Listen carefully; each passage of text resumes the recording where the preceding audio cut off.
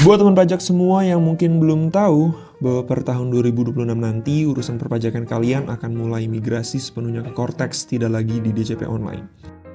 Apakah ini hal yang bagus? Tentunya, karena dalam Cortex ini semua layanan perpajakan akan terintegrasi. Jadi kalian tidak perlu lagi melapor SPT tahunan kalian di DJP Online, tetapi di aplikasi Cortex, aplikasi mega proyek triliunan ini. Cortex itu sendiri merupakan realisasi dari proyek pembaruan Sistem Inti Administrasi Perpajakan atau PESIAP yang diatur melalui Peraturan Presiden Nomor 40 Tahun 2018.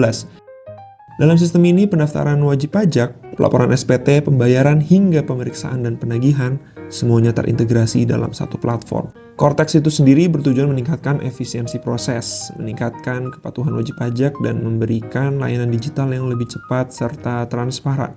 Dengan demikian, sistem lama yang tersebar dan terpisah seperti DJP Online, e-faktur, dan e-Bupot akan digantikan oleh sistem ini, menyatukan semua fungsi-fungsi utama administrasi perpajakan. Kemudian bagaimana dengan transisinya dari DJP Online? DJP Online selama ini menjadi pintu utama lapor dan bayar pajak. Namun mulai tahun pajak 2025 yang akan dilaporkan tahun depan 2026, seluruh wajib pajak, baik itu orang pribadi maupun badan, diharapkan menggunakan Cortex sebagai platform utama. Artinya, batas akhir untuk sistem lama adalah pelaporan SPT tahunan tahun pajak 2024 yang dilaporkan tahun ini. Setelah itu, pelaporan tahun pajak 2025 akan dilaporkan tahun depan, dilakukan via Cortex. Pengumuman pemerintah melalui Menteri Keuangan menegaskan bahwa transisi ini merupakan langkah besar dalam modernisasi perpajakan di Indonesia. Perubahan ini tentunya membawa konsekuensi bagi semua wajib pajak. Ya, Anda harus memahami menu baru, mengakses akun Cortex, dan melaporkan lewat sistem yang berbeda karena semuanya totally baru. Oleh karena itu, persiapan sejak sekarang itu menjadi hal yang penting atau kunci.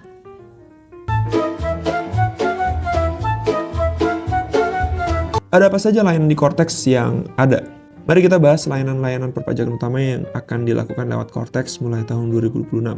Yang pertama, pelaporan SPT tahunan orang pribadi untuk tahun pajak tahun ini, mulai dari penghasilan, potongan, hingga bukti potong atau bupot akan dilaporkan melalui Cortex. Yang kedua, SPT tahunan badan untuk tahun pajak 2025 juga tentunya juga akan dilaporkan menggunakan Cortex. Yang ketiga, layanan-layanan lain, seperti perubahan data wajib pajak, pengukuhan PKP, e-faktur, pembayaran, dan permohonan restitusi, atau bahkan SP2DK, semuanya akan diintegrasikan ke sistem ini. Sebagai contoh, fitur penandatanganan elektronik atau e-signature melalui sertifikat digital sudah diatur dalam regulasi Peraturan Menteri Keuangan Nomor 81 Tahun 2024 yang dijadikan landasan operasional Cortex. Dengan Cortex, data pre-populated atau otomatis akan muncul dalam SPT sehingga wajib pajak hanya perlu melakukan verifikasi. Dengan begitu, pelaporan diharapkan jadi lebih cepat, akurat, dan lebih mudah bagi pengguna.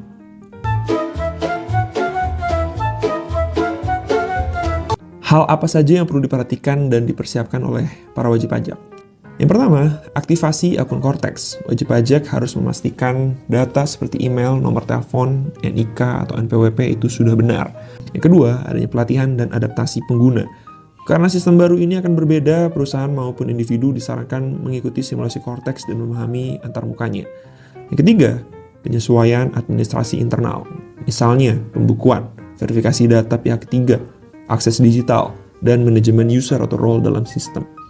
Yang keempat, cek kepatuhan dan tingkat kesiapan teknis. Jika terjadi kendala jaringan atau bug sistem, wajib pajak harus menyiapkan backup data dan memastikan dokumen pendukung sudah tersedia. Dalam fase awal Cortex, DJP sendiri telah meminta agar tidak dikenakan sanksi atas error sistem penentu. Yang kita harapkan semua proses pelaporan SPT tahunan di 2026 nanti semoga lancar. Dengan melakukan persiapan ini, Anda mengurangi risiko terlambat lapor, kesalahan input, atau bahkan sanksi administratif.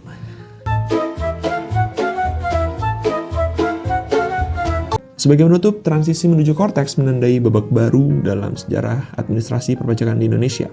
Menjadi lebih efisien dan lebih modern tentunya, dengan sistem yang lebih terintegrasi, digital, dan efisien. Harapannya adalah pelayanan pajak yang lebih baik dan kepatuhan wajib pajak akan meningkat. Karena adanya transparansi, semoga industri perpajakan di Indonesia menjadi lebih baik.